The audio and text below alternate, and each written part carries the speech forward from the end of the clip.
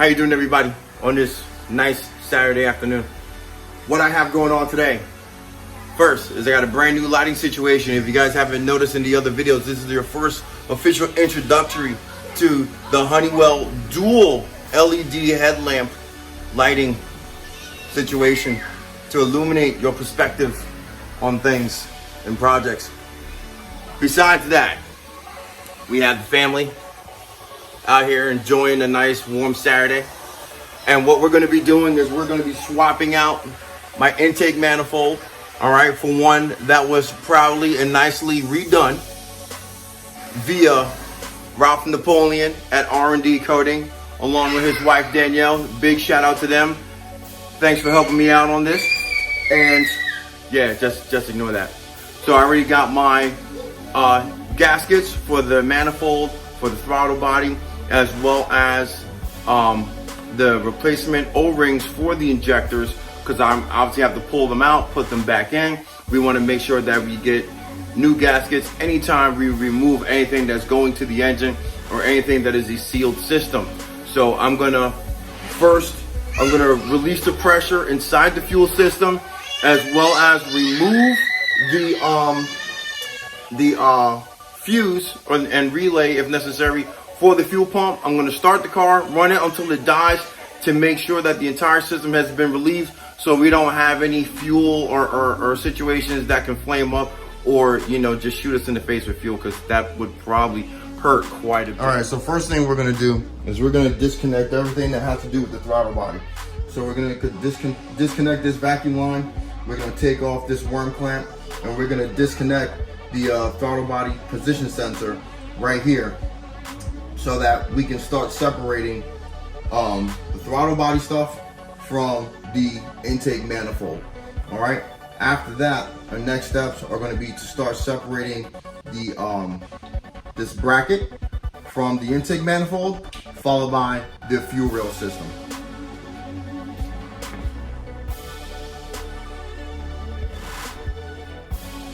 Okay, so next step is we're gonna take off with an H5 hex.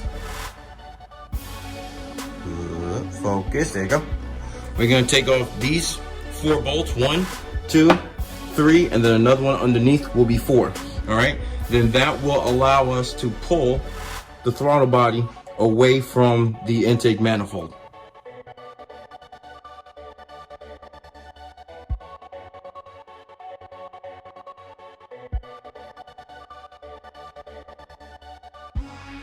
All right, so now that the throttle body housing is off, our next step is going to be these 2 10mm bolts right here to take off the upper secondary intake hose, all right, which is the feed line. And then we're also going to use that same H5 adapter to take off this bracket, which the secondary air intake is hooked up to, which also holds a lot of your hoses underneath. So as you remove this, you're gonna see that the tab right here goes into your dipstick assembly. So you want to make sure you lift up and out before you take that off. But you also want to keep in mind that you have hoses underneath here, so there may be a couple of snag points that you want to be aware of.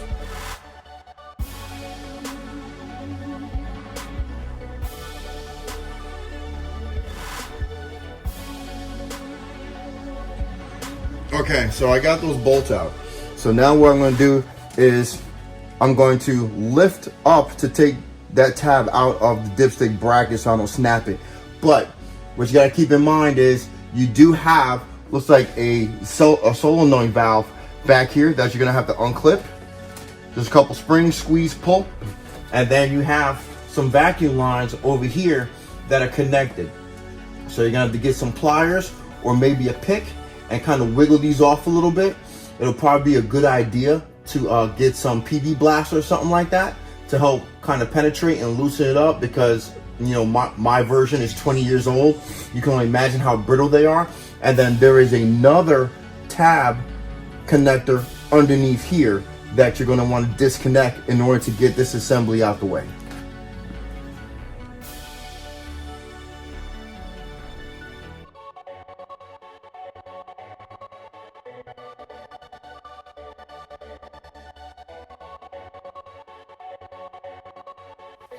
All right, so we have a situation, nothing bad, just, you know, a minor annoyance.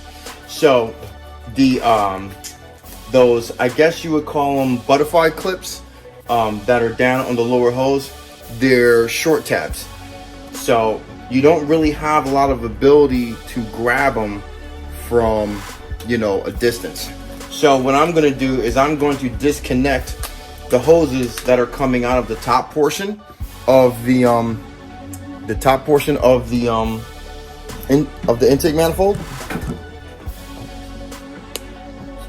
Yes, I'm going to take these off. I'm going to remove this one-time worm clamp, and I'm going to just remove this as well, so that I can free up this section, which will then give me more clearance to get to these hoses underneath. I already got one off, but I'm going to need a lot more clearance to get these other two off. One here I'm going to have to be extremely careful with, because it is an old braided line, not steel braided, but it looks like fabric braided. So I'm going to have to be pretty careful with that, unless I think I can make it the entire way. I might just replace it with a silicone hose.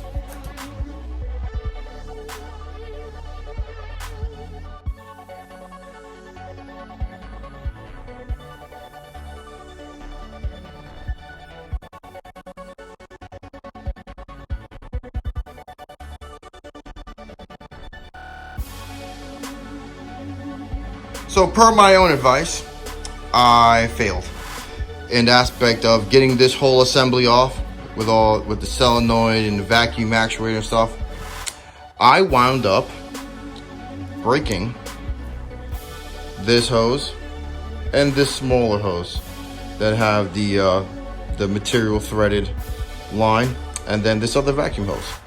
Yeah, so I am going to have to either A, find a replacement, or B, I am going to, because this whole line runs down, through, under, and connects. So I'm pretty sure, you know, the only way to get it would be to get this whole section. I doubt these hoses alone would be sold, but I'll take a look around, see. But yeah, so I mean, that kind of leads towards the next thing I want to do, which would be a breather kit. But for the meantime, this thing is kaputski. Okay, so now that I've got that done, I broke a couple of my hardline vacuum hoses. The next step I'm going to do is I'm going to take off the fuel injecting rail. So I got these tabs right here. All right, you squeeze. Of course, doing it one-handed, it's not as easy. Give me a second. Let me get another hand in here. My strong arm. All right. See that play? That's off. So then you're going to do that all the way across, and then the harness comes up. So once you get those off, there is going to be another hex bit down here on this side, and then another one over here on this side. I'm not sure if you see that little bit of green right there. That's the other one. So once you disconnect those railings, you'll disconnect those bolts. It will loosen the fuel rail, okay? But prior to pulling it up, what you're gonna wanna do is you're gonna wanna gently unclip this from the, I believe that is the return rail. Yeah, from the return rail. So here and here, well, this one's already broken. This one's already broken. So you want to gently ply up on that, okay, to release the harness. All right. And then once that harness is off, you should be able to gently pop out the fuel injector rail.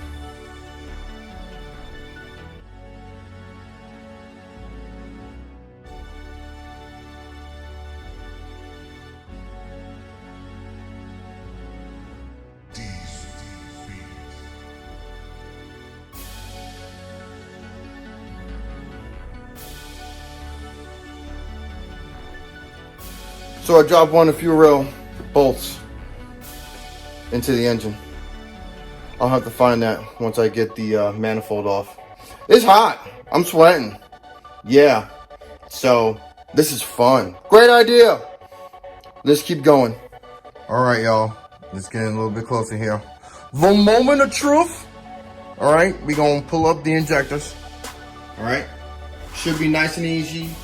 Should be either A, nice firm, or it should just pull right out with no problems, no resistance.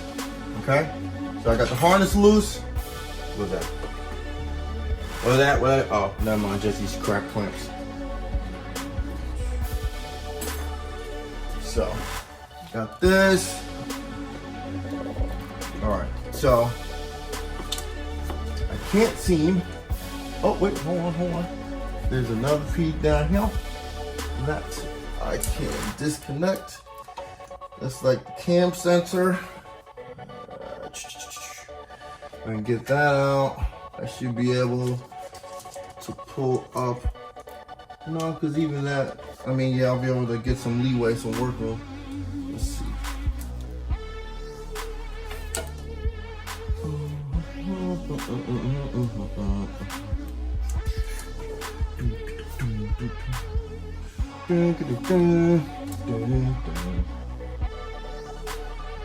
Alright. Let's see. Where's my trusty dusty pick tool? Let's see if I can.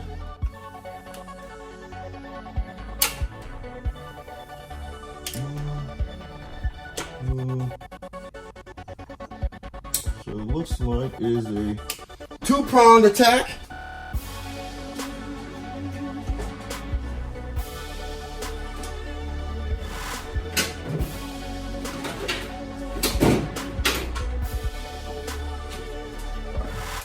Let's see if we can get her done.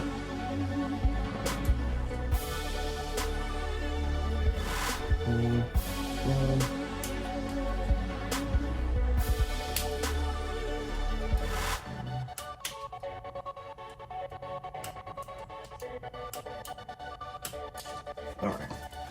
She's being a pain in the booty. Yeah, so I don't have enough clearance to get my hand in there. So we're just gonna go for it. Being extremely careful, mind you. Harness is off. All right. You got a little bit of leeway over here, a little bit of leeway there. And yeah, the injector's raised right up. I'm going to set this here. All right. So that's nice and easy. There's no tension on it. All right, so that's good. Injector's looking in good shape, nice and clean. All right. So now the next step is going to be removing 1, 2, 3, 4, 5, 6, 7, 8 of the H5 bolts. And then it looks like I have a 10mm stud on the lower left side and on the lower right side. All right, so one thing that I will say is that going forward right now, this is where you're gonna have to keep track of your bolts, where you pull them out from. So I have an area that's already cleared out behind me, and I'm going to loosen everything that I need to, and I'm going to do my best to keep to keep everything organized so that I don't lose track. And the reason for that is because once you start bolting things down to the engine block or to the trans or whatnot, things tend to wear out according to where they are torqued down to. So because they do follow torque specs, we want to follow those torque specs and make sure everything is golden. All right, so I want to apologize real quick because while I was taking out those the retaining bolts for the manifold, my phone died because, you know, I got excited and forgot to charge it. But I got all of them out, okay? There's one more that I did not notice until now because, you know, it didn't just pop right out. There is another H6 at the bottom, right under here. There's a bracket that holds it down and pushes it up against the, it looks to be the block behind where the alternator mounts. So, get that big boy out of there. And we have semi-relief. Alright, so I can see the end of a nut over here. That looks like it goes to the alternator bracket. So what I'm going to do is I'm going to loosen that up, and then that will give me the maybe like, I want to say 1/16 of a clearance to get that out. Let's see what we're dealing with.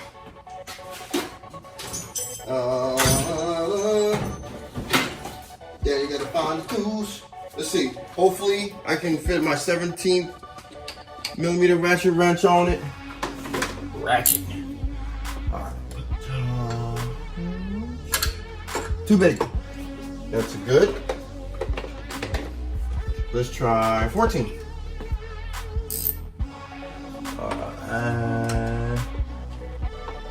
That is still too large. Oh, maybe 12. Oh, slightly too small. So she's a 13 mini. Yes, she is. And, okay, left it loosey. So I go that way. Boom, boom, boom, boom, boom. Oh, don't drop the tool. Don't drop the tool. So, I'm going to get in your way a little bit here. Don't mind me. All right.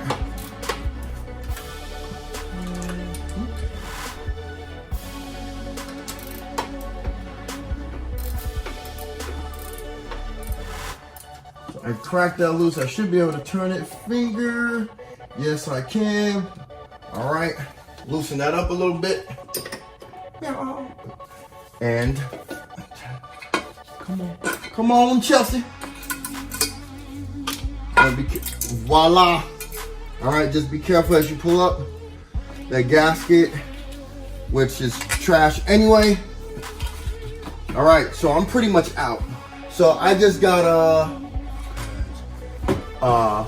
so while this is loose, I'm going to loosen the other worm clamp that I have down here, and then I'll be able to take it out, and then we'll take a look at how we're gonna put this back on. Okay, ladies and gentlemen, here is what we have. Meow. So I have the breather hose disconnected. All right, so I have to disconnect everything from the underside of the intake manifold. So right now is the best time to take some brake cleaner fluid and a clean rag. We're gonna go around the edges, make sure any dirt, debris, dust is all gone. But first, what I'm gonna do is I'm gonna go and grab some clean rags, okay? And I'm gonna put those clean rags inside here, okay? To make sure that no extra debris falls inside the intake half of the cylinder head, because that's a no-no. That is bad. It's very bad. Okay, so I'm gonna go have lunch. You know, feed my belly, and then Daddy's gonna come right back. We're gonna vacuum this out, like I said, plug up the hole so no debris falls in, and then we're gonna get the newness popped on. Okay, we're back. So I already plugged up the intake areas, the ports, with some clean rags. All right, so nothing falls in while I'm vacuuming. So that's going to be the next step. I'm going to go around, I'm going to vacuum, I'm going to make sure everything's good. Once I'm done vacuuming, I'm going to get another clean rag, I'm going to put some brake cleaner on it, and I'm going to go through, I'm going to make sure that the mating surface for the gasket is good and clean.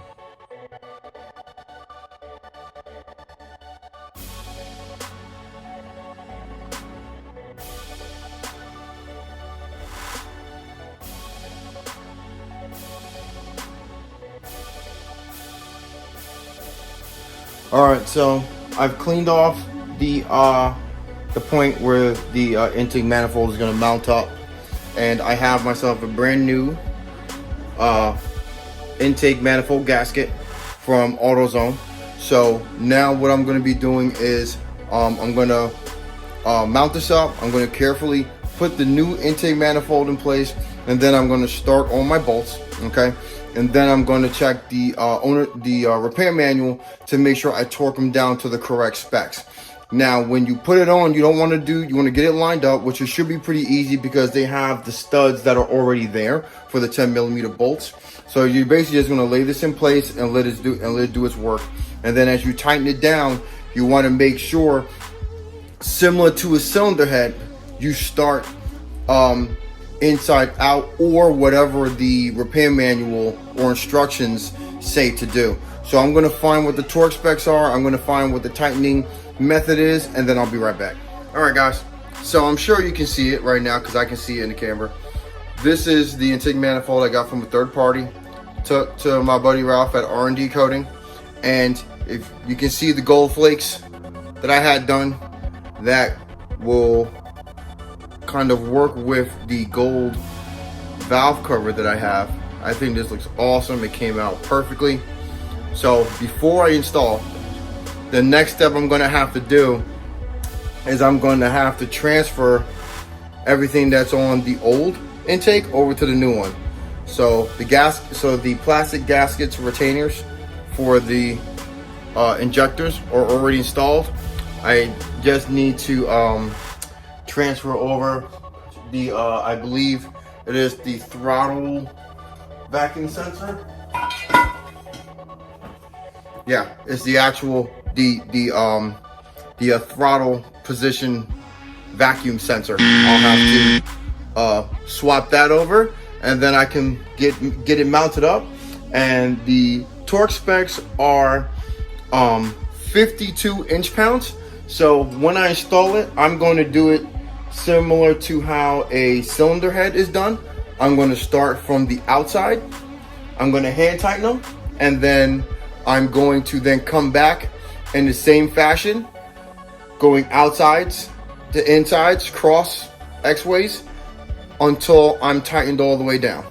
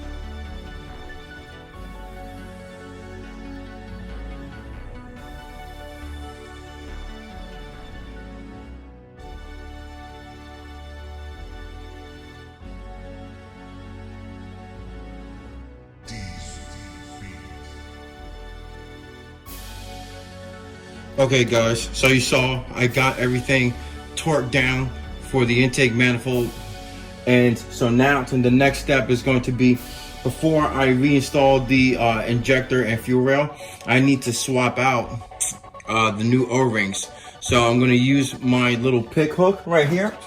I'm going to get the old O-rings off, and then I'm going to wet these in some motor oil, and then I'm going to, there you go. I'm gonna wet these in some motor oil, just enough to kind of give them some lubrication, and then slide them back on. Once that is done, then we'll be able to drop the fuel rail back in place with the injectors into the intake manifold, and then